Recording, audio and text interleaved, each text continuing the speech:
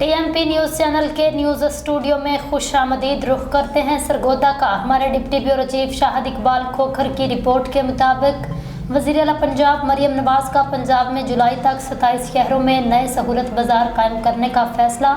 5 kilometre तक free home delivery होगी। पंजाब के मुख्तलिफ अजला में 13 सहूलत ऑन दी गो बाजार भी कायम होंगे।